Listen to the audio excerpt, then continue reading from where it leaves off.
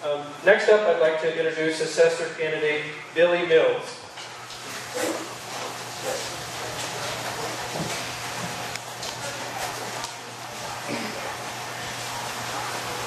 Good morning. Nice to see everybody here this morning. It's a great turnout. Beautiful day outside. It'd probably be much easier to be outside. I'm getting ready for Easter tomorrow, but I'm so glad that you chose to be in here today, and because you're concerned with the county. And I can understand that. And there's a lot of things taking place, county, state, federally, and we're all concerned about that. And I am Billie Mills, and okay, sorry. Oh, I can hear myself better now. I am Billie Mills. I am the candidate for county assessor, and I am currently your county treasurer and public trustee. I have worked for the county for starting my 18th year, and I've been elected official in the county starting my 8th year, and I am totally committed to this county. On a personal note, I am married. I've been married for 30 years to the same man, Pastor Rick Mills. He's full-time pastor in Elbert, and have a wonderful congregation there, and I'm very proud to be his wife.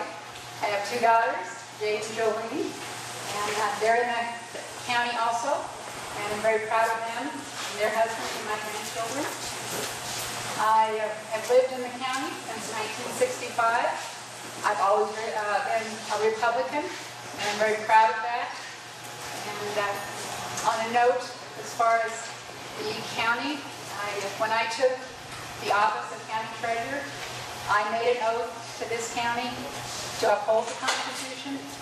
I have read the Constitution. Now, I may not have it memorized word for word, but I have read it and have knowledge of that document. And I took an oath to be responsible to this county also. And I have always upheld the fact that I do not overspend my budget. I'm very frugal with the money. And even beyond common belief, the county treasurer has nothing to do with the county budget. And she's only responsible, or he is responsible for their own budget. And I am very responsible for that. And I am the collector of taxes, the collector of the money in the county, and I also I'm the holder of that money, and I make sure that it's where it belongs. I am not the spender of that money. So just so you're aware of that, that's not my statutory duty. I do write the checks to the entities, but it's the commissioner's obligation and their statutory duty to spend the money and where it belongs to be spent. Like I said, I am just the collector of it. And I'm also very committed to my job from day one. And I feel like in the assessor's office, I will be able to make that same commitment. I will be very frugal with the money on the assessor's budget also. And I think that's very important. At the end of the year, you don't look at your budget and say, look at all this money I have left.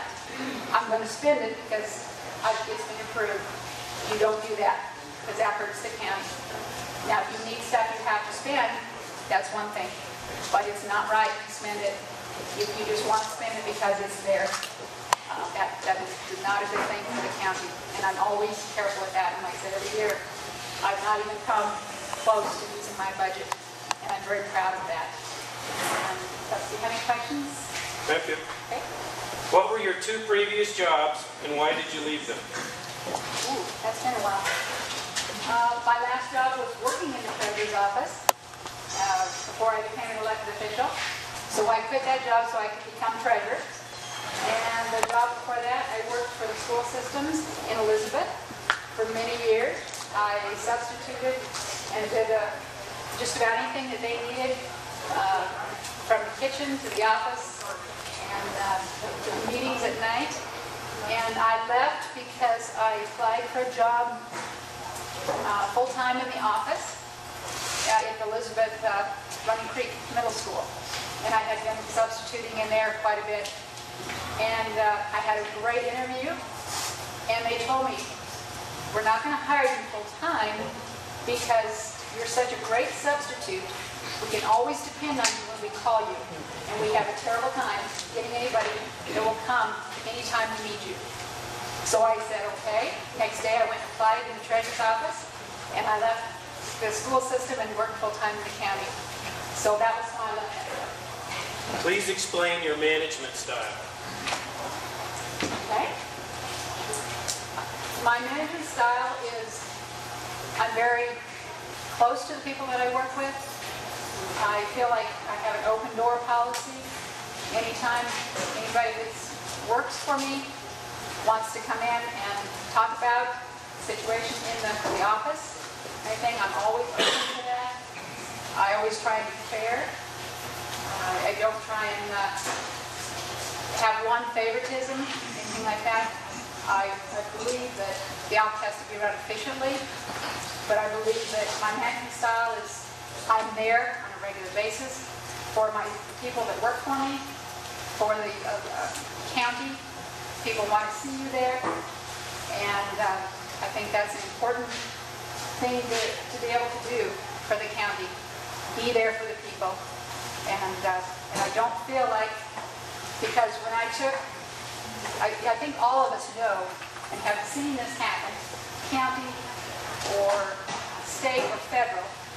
You know, you talk to your people that you're wanting to elect to office, and they're one way. And then they get elected, and they change. And that is so wrong. Because it's like, I don't know if it goes to their head or what, but that is a wrong way to go about it, because people don't want to see that change, that suddenly you're unapproachable, or you're higher up there now because you're an elected official. That's just, I've really been conscious of that, and I really am careful and pride myself in the fact that I have not changed the way I treat the people, the way I feel about people. Even though I have to make hard decisions sometimes, I am still the same person that people can come and talk to, and that I'm not above anybody else. And I think that's important.